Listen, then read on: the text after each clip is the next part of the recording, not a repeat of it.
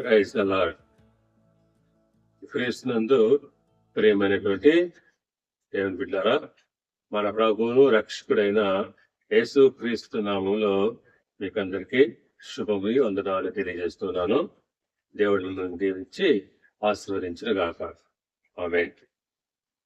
ఈనాటి మన ధ్యానాంశము అబ్రహాము చరిత్రలోని 2వ భాగముగా అబ్రహాము యొక్క వాగ్దానాన్ని గురించి మనం ధ్యానం చేస్తాము.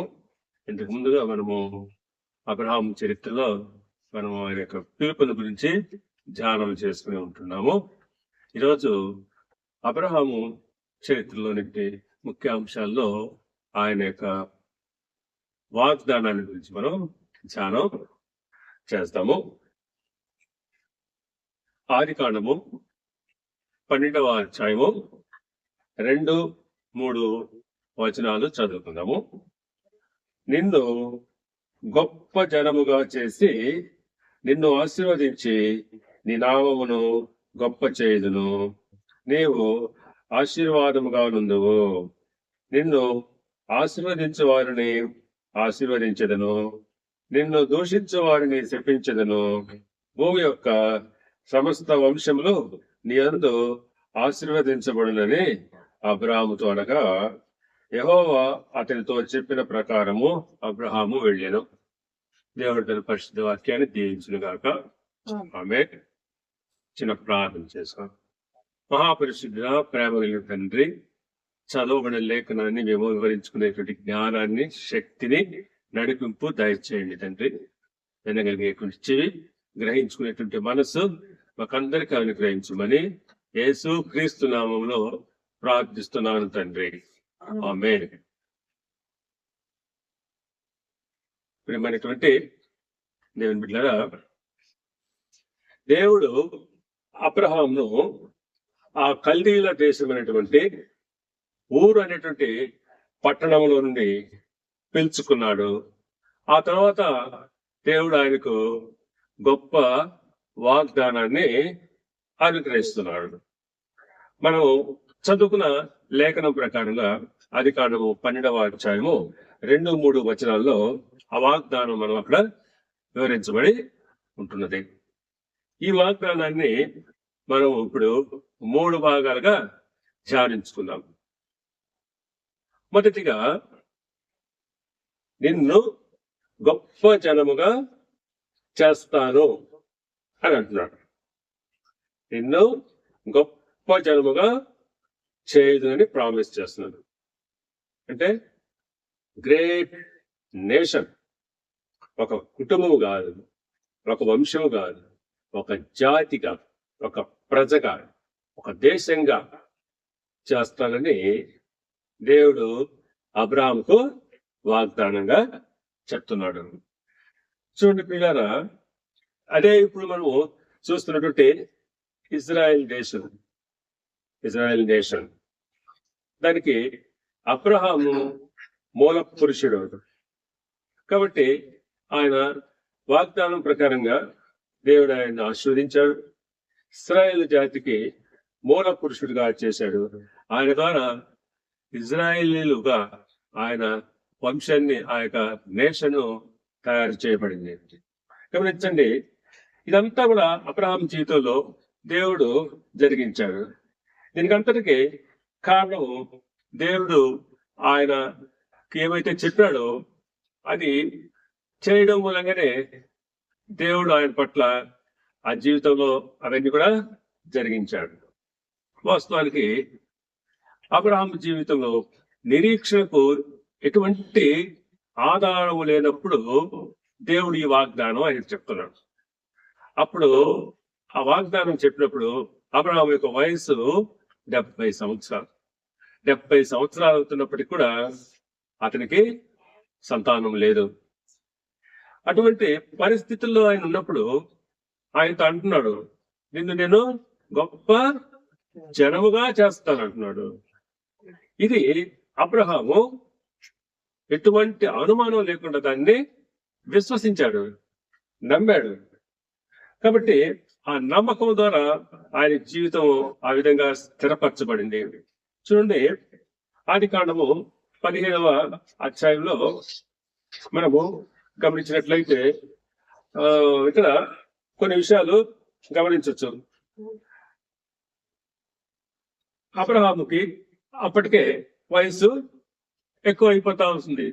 దేవుడిచ్చిన వాగ్దానం ఇంకా ఆయన జీవితంలో నెరవేరలేదు. అయినప్పటికీ కూడా అబ్రహాము విశ్వాసంతో కనిపెడుతూనే ఉన్నాడు. కానీ దేవుడు పదే పదే ఆయనకు కనిపించి అనేక సందర్భాల్లో దేవుడు ఆయనతో వాగ్దానాన్ని గుర్తు చేస్తూ ఆయన బలపరుస్తున్నాడు. ఇటువంటి సమయంలో దేవుడితో అబ్రహాము అంటున్నాడు, నేను ఆశీర్వదిస్తాను అని చెప్తున్నప్పుడు అబ్రహాము దేవుడితో ఒక మాట అంటాడు, నీవు నాకు ఏమిచ్చి ఏమి లాభమో, నేను సంతానం లేనివాడిగా అయిపోయాను. ఇదిగో నా ఇంట ఉన్నటువంటి నా దాసుడైనటువంటి ఎలియాజరే సమస్తానికి, నా ఆస్తికి నాకు వారసుడిగా అవుతాడు అని అంటున్నప్పుడు, ఆ అనుమానాన్ని వ్యక్తపరుస్తున్నప్పుడు దేవుడు అతనితో మాట్లాడుతున్నాడు. 15వ అధ్యాయంలో 4వ వచనంలో అంటాడు, కాదు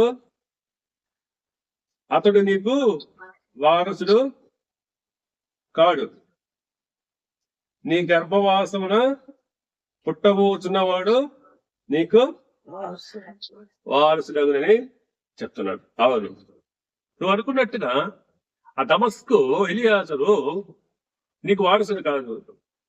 నేను నీకేదైతే వాగ్దానం చేస్తున్నానో ఆ వాగ్దానం తప్పకుండా నెరవేరుతుంది సరికాలంలో. నీ గర్భవాసంలో పుట్టబోయేటువంటి వాడే నీకు వారసుడవుతాడని దేవుడు అబ్రహామును బలపరుస్తున్నాడు. అది అబ్రహాము నమ్మాడు. 6వ వచనం మనం చదువుకుందాం. అదే అధ్యాయంలో 6వ వచనంలో, అతడు యెహోవాను నమ్మాను, ఆయన అది అతనికి నీతిగా ఎంచెను. దేవుడు చెప్పిన వాగ్దానాన్ని నమ్మాడు ఆయన, అది అతనికి నీతిగా ఎంచబడింది. తర్వాత ఆయన జీవితంలో ఇంకా కాలం గడుస్తూనే ఉంది, కానీ దేవుడు చెప్పిన వాగ్దానం ఇంకా కూడా నెరవేరలేదు. 99 ఏళ్ళు వయసు వచ్చినప్పటికి కూడా అబ్రహాము జీవితంలో దేవుడిచ్చిన వాగ్దానం నెరవేరలేదు.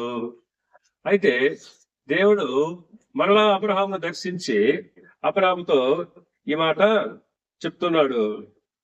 చూడండి పిల్లరా, 17వ అధ్యాయము ఆదికాండము 17వ అధ్యాయము 6వ వచనాన్ని మనం గమనించినట్లయితే, నీకు అత్యధికముగా సంతానాభివృద్ధి కలుగజేసి నీలో నుండి జనములు వచ్చినట్లు నియమించుదురు, రాజులు నీలో నుండి వచ్చెదరు.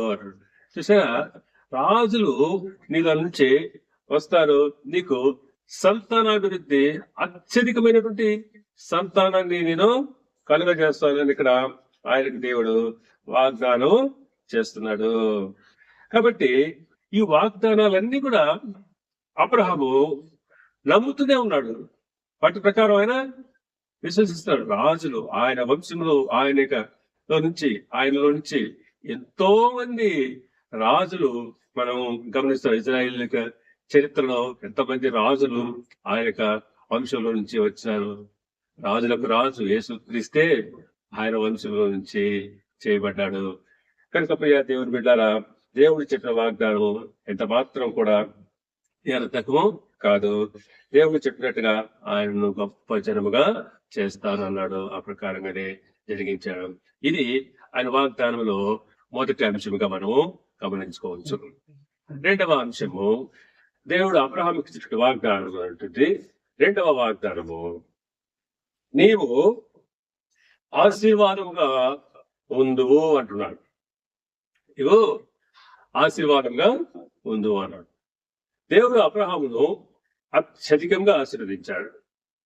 ఇక్కడ ఆశీర్వదించడం వేరు, ఆశీర్వాదముగా ఉండడం వేరు. మనం ఆశీర్వదించబడ్డామంటే మన ఆశీర్వాదము మనకు మాత్రమే కాకుండా అవతల వాళ్లకు అది ఏ విధంగా ఆశీర్వాదకరంగా ఉన్నదో అని మనం గమనించుకుంటే ఇతరులకు అది ఆశీర్వాదకరంగా ఉంటే అప్పుడు మనం ఇతరులకు ఆశీర్వాదకరంగా ఉన్నట్లే. ఇక్కడ అబ్రహాము దేవుడు బహుగా అబ్రహామును ఆశీర్వదించాడు. తను ఆశీర్వదించబడమే కాదు, ఆయన కుటుంబము, ఆయన సంతానము, బిడ్డల తరమే కాకుండా ఆయన జాతి యావత్తు జాతి మొత్తమే కాకుండా అందరికి సమస్త వంశములతో సహా ఆయన అందరికీ ఆశీర్వాద కారకుడుగా ఉంటున్నాడు. ఆయన ఎవరైతే విశ్వాసులుగా దేవుని నమ్ముకుంటారో విశ్వాసులకు తండ్రి అనేటువంటి పేరు అబ్రహాము పొందుకున్నాడు.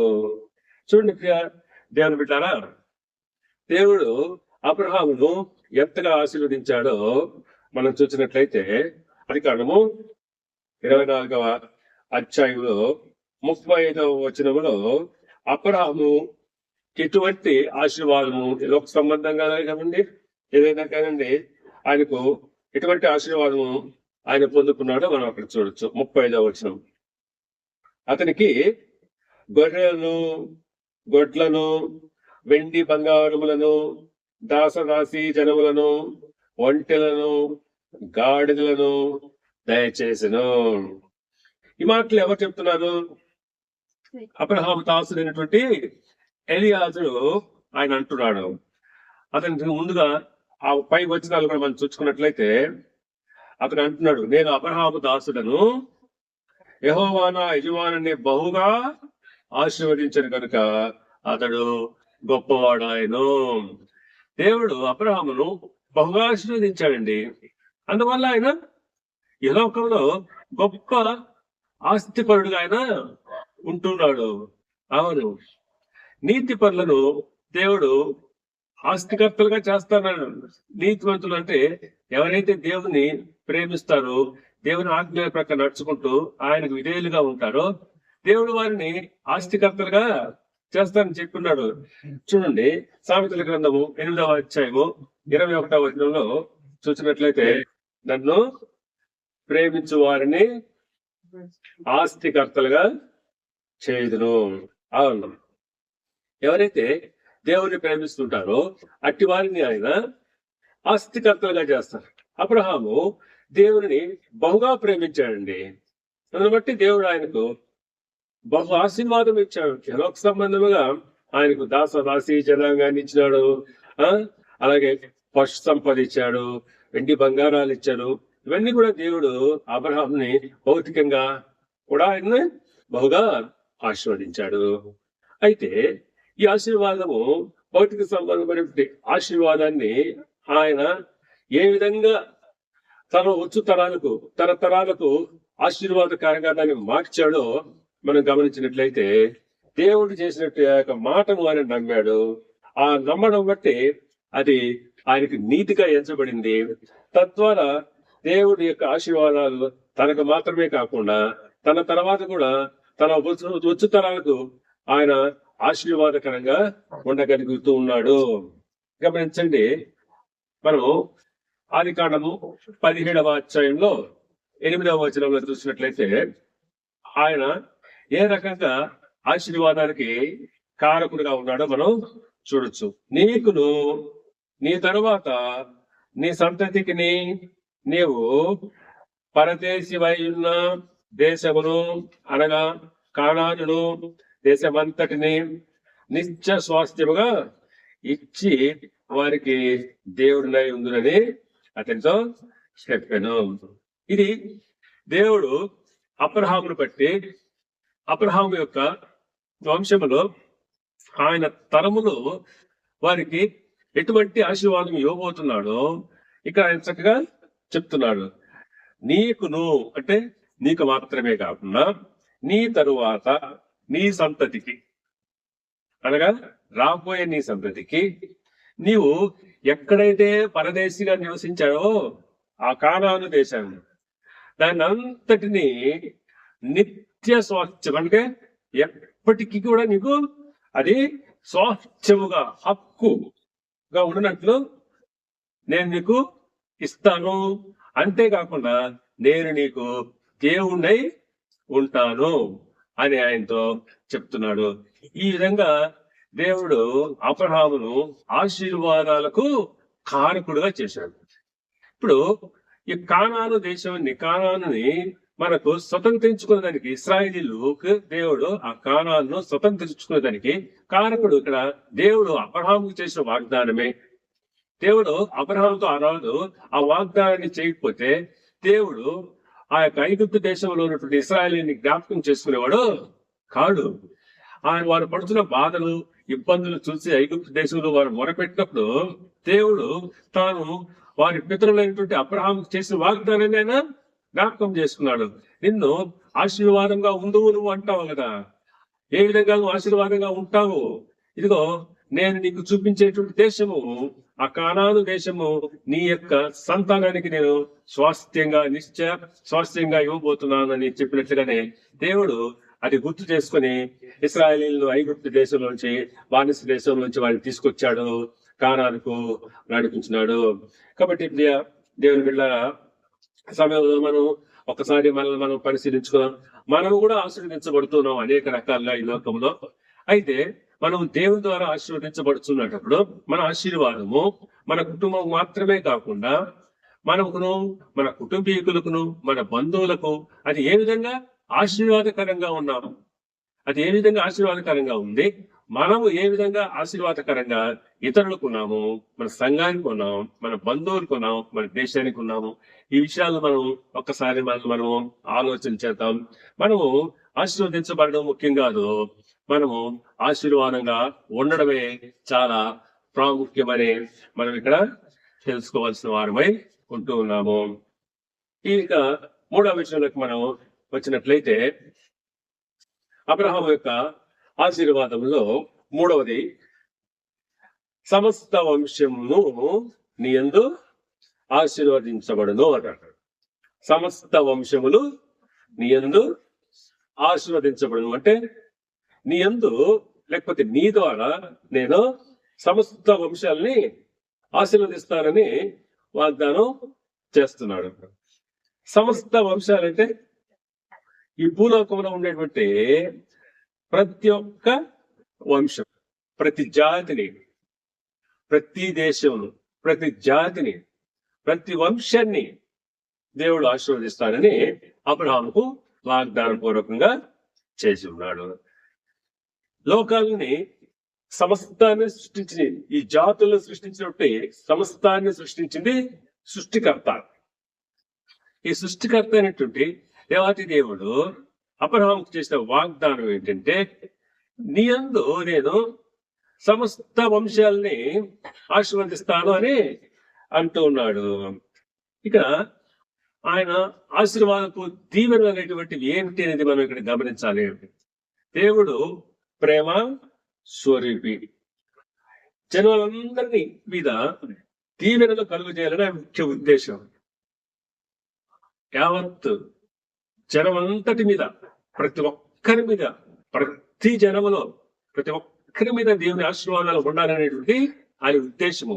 ఎందుకంటే దేవుడు లోకాన్ని ఎంతో ప్రేమించాడు, ఆయన ప్రేమ స్వరూపి. కాబట్టి ఆయన మరి ముఖ్యంగా ప్రేమ అంటే ఇక్కడ ముఖ్యంగా ఆయన చూపించిన ప్రేమ ఏంటంటే మానవుడు వాడి పాపము నుంచి విముక్తి పొందడం, అంటే విడుదల పొందడం, నిత్య జీవం కలగాలనేటువంటిది ఆయన ప్రధాన ఉద్దేశం. మానవుడు ఈ లోకంలో ఎంత ఐశ్వర్యంతోనూ ఎన్ని రకాల ఆశీర్వాదాలతో బ్రతుకుతూ జీవిస్తున్నప్పటికీ పాప విముక్తి, రక్షణ లేకపోతే వారికి నిత్య జీవం అనేటువంటిది లేదు. ప్రతి ఒక్కరు కూడా అందరూ మారు మనసు పొంది రక్షించబడాలని ఆయన ఉద్దేశమై ఉంటుంది. కాబట్టి ఆ ఉద్దేశాన్ని నెరవేర్చడానికి దేవుడు అబ్రహాముతో ఈ వాగ్దానం చేసి ఉంటున్నట్టుగా మనము గమనించుకోవచ్చు. చూడండి ఏ విధంగా ఆయన ద్వారా సమస్త వంశానికి, సమస్త జనులకు ఈ రక్షణ వచ్చిందో మనం ఒక్కసారి ఆలోచించుకున్నట్లయితే యేసుక్రీస్తు శరీరాన్ని బట్టి అబ్రహాము సంతానం. యేసుక్రీస్తు శరీరాన్ని బట్టి అబ్రహాము సంతానం నుంచే వచ్చాడు. అందును బట్టి ఈ దీవెనలన్నీ కూడా అబ్రహాం మూలంగానే మనందరికి కలిగాయని మనం అనుకోవచ్చు. అబ్రహాము సంతానమైన క్రీస్తు ద్వారా సమస్త వంశాలకు పాప విముక్తి కలుగుతుంది. చూడండి, గలతీయులకు రాసిన పత్రిక 3వ అధ్యాయము 8వ వచనం. మీ యందు 8-9 వచనాలు. మీ యందు అన్ని జనులందరూ ఆశీర్వదించబడుదురు అని అబ్రహామునకు సువార్తను ముందుగా ప్రకటించెను. కాబట్టి విశ్వాస సంబంధులే విశ్వాసము గల అబ్రహాముతో కూడా ఆశీర్వదింపబడుదురు. అవును, నీ యందు అంటే ఇక్కడ అబ్రహాము ఉందని అన్ని జనులందరూ అంటే సమస్త జనులు, యూదేతరులే అందరూ అన్ని జనులని చెప్తారు. అన్ని జనులందరూ ఆశీర్వదించబడదని అబ్రహాముకు దేవుడు సువార్తను ప్రకటించాడు. ఈ మాట నీ యందు సమస్త జనులు, సమస్త వంశములు ఆశీర్వదించబడతాయి అంటే దాని అర్థం ఏంటి? నీ యందు అన్ని జనులందరూ కూడా ఆశీర్వదించబడతారు అని ముందుగా దేవుడు సువార్త ప్రకటిస్తున్నాడు. అబ్రహాముకు సువార్తను ప్రకటిస్తూ ఉన్నాడు. అది వాగ్దానంలో మనం గమనించాల్సినట్టు సత్యం. 9వ వచనం చూద్దాం. కాబట్టి ఇందును బట్టి విశ్వాస సంబంధులే అంటే ఎవరైతే విశ్వాస సంబంధులుగా ఉంటారో అంటే అబ్రహాము విశ్వాసులకు తండ్రి కదా. కాబట్టి ఎవరైతే అబ్రహాము వారసులు అంటే ఎవరు? మనం ఇతడును అబ్రహాము కుమారుడే అని ప్రభు అనేక సందర్భాలు చెప్తున్నారు. అర్థం ఏంటి? విశ్వాస సంబంధులు అయిన వారందరూ అబ్రహాము కుమారుడు. ఏమేయో అబ్రహాము కుమార్తె, అబ్రహాము కుమారుడేని ప్రభు అనేక సార్లు ఎందుకు చెప్పాడు? అబ్రహాము తీసుకొని చెప్పాడంటే అబ్రహాము సంబంధులు అందరూ, విశ్వాస సంబంధులు అందరూ అబ్రహాము సంబంధులు అని అర్థం. కాబట్టి విశ్వాస సంబంధులే విశ్వాసము గల అబ్రహాముతో కూడా ఆశీర్వదించబడతారు. కాబట్టి ఇక్కడ ముందుగా దేవుడు నీ ద్వారా సమస్త వంశములు ఆశీర్వదించబడతాయని చెప్పడంలో ఆయనకు సువార్త ప్రకటించబడింది. తద్వారా దేవుడు శ్లోకంలో సమస్త వంశాలని ఆయన అబ్రహాం ద్వారా ఆశీర్వదించబడుతూ ఉన్నాడని మనం అర్థం చేసుకోవాల్సిన వారంగా ఉంటున్నాం. కనుక ప్రియ దేవుని బిడ్డారా, అపోస్తలుల కార్యములో 10వ అధ్యాయంలో 35వ వచనంలో గమనిస్తే ప్రతి జనములోనూ ఆయనకు భయపడి నీతిగా నడుచుకునే వారిని ఆయన అంగీకరించును. అవును, ప్రతి జనం, ఒక జాతి అనేది లేదు, ఒక దేశం అనేది లేదు. ఏ జనమైనా, ఏ జాతి అయినా, ప్రతి ఒక్కరు ఎవరైతే ఆయనకు భయపడితే ఆయన విశ్వాసం కలిగి నీతిగా నడుచుకునే వారికి ఆయన అంగీకరిస్తారు. ఇక్కడ నీతి అంటే విశ్వాస సంబంధులుగా జీవించే వారందరినీ ఆయన ఆశీర్వదిస్తాడు అని మనం అర్థం చేసుకోవాల్సిన వారంగా ఉంటున్నాము. కాబట్టి ప్రియ దేవుని బిడ్డారా, ఇప్పుడు అబ్రహాము జీవితంలో అతడు ఈ 3 వాగ్దానాలు నెరవేరుస్తున్నాడు.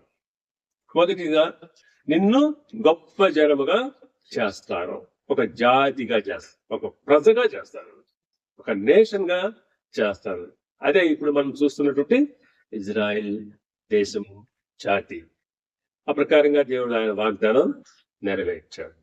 అలాగే రెండవదిగా ఆయన వాగ్దానంలో 2వ అంశము, నీవు ఆశీర్వాదంగా ఉందువు అన్నాడు.